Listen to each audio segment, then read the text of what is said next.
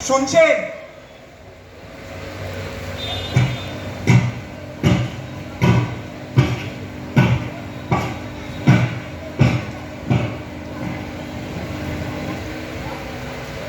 নমস্কার।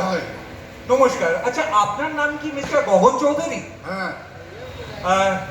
আমাকে মার্জনা করবেন, এত রাতে আপনাকে বিরক্ত করছি, কিন্তু আমি একটা ছোট্ট অভিযোগ নিয়ে এসেছি। কিসের অভিযোগ? আচ্ছা, আমার নাম সুদিন সরকার। এই আপনার বাড়ি ঠিক উল্টো দিকের ফ্ল্যাটটায় আমি ভাড়া এসেছি সপ্তাহখানেক হলো।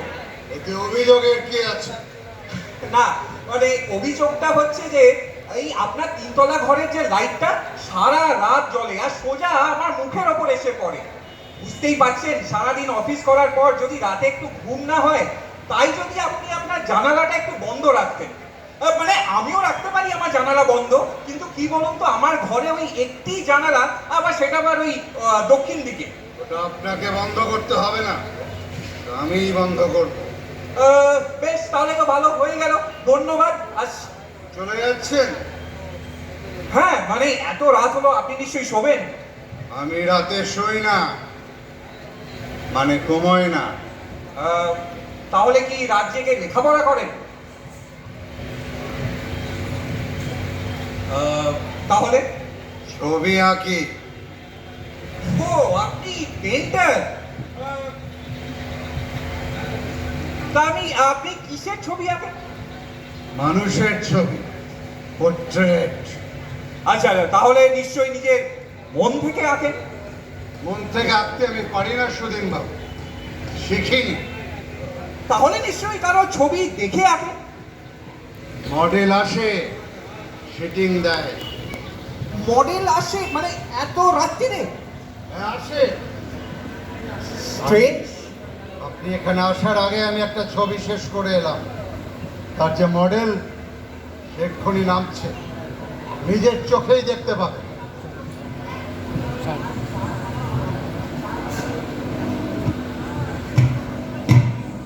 এই যে ইনি আমার আজকে রাতের মডেল।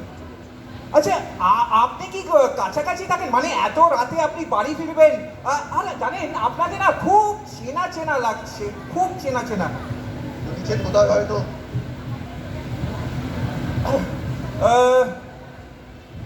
কোথাও একটা তো দেখেছি নিশ্চয়ই। দেখতেই পারে, আমাকে রাতে অনেক জায়গায় দেখা যায়। মানে চোখ কান খোলা রাখবেন, তাহলেই আমাকে দেখতে পাবেন। ও বাবা, এ খুব জটিল হয়ে যাচ্ছে, কিছুই মাথায় ঢুকছে না।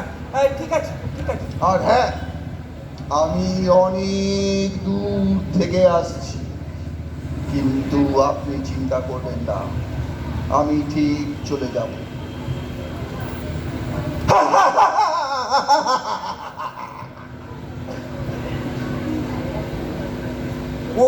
উনি ওরকম ভাবে হেসে চলে গেলেন কেন? আপনি আপনি আমার স্টুডিওটা দেখবেন না সুদিন বাবু? না না, অনেক রাত হয়ে গেল। আপনি আমি তো বললাম আমি রাতে ঘুমোই না। আসুন। তাহলে চলুন। लाइट्स ऑफ ये बंद बंद निकाल दीजिए फोटो चेंज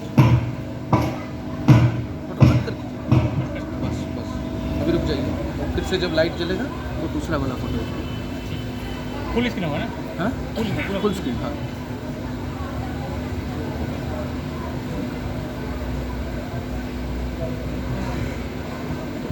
कर दीजिए फोटो दीजिए কেমন? हाँ ठीक है। হ্যাঁ, মানে ভারী সুন্দর, মানে খুব উঁচু দরের কাজ।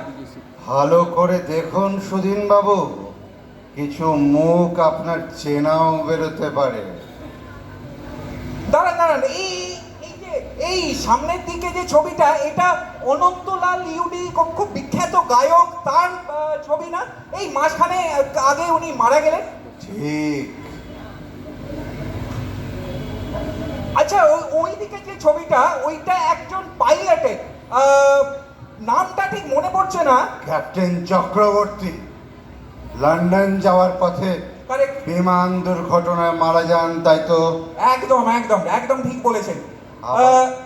আরো ভালো করে দেখুন, আর একজন আছে ওই যে নিচে পড়ে, মিস্টার ঘোষাল, আপনার এক্স বস। গলফ খেলতে গিয়ে হার্ট অ্যাটাক করে মারা গেছেন, তাই না? হ্যাঁ একদম তাই। আর আমি তো কলকাতায় ওনারই জায়গায় এসেছি। আর আরেকটা জিনিস লক্ষ্য করলাম, আপনার এখানে যতগুলো ফটো মানে আপনি এঁকেছেন সবগুলোই কিন্তু মৃত ব্যক্তিদের।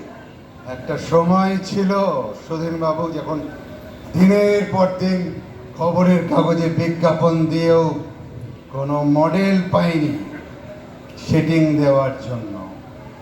আমার শিল্পের কেউ কদরও করতো না। কিন্তু আজকে আমার মডেলের কোনো অভাব নেই। মানে আমার মনে একটা কোয়েশ্চেন আসছে, মানে এই পরিবর্তনটা কি করে? পরিবর্তন? ওই খাতাটা খুলে দেখুন। ওই খাতাটা? হ্যাঁ, তাহলেই বুঝতে পারবেন।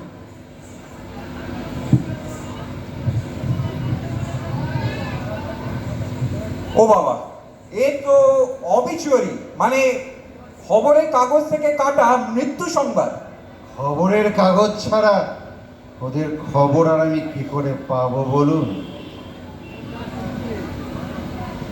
কিন্তু এরা তো সব মৃত, হ্যাঁ, তাই তো? হ্যাঁ।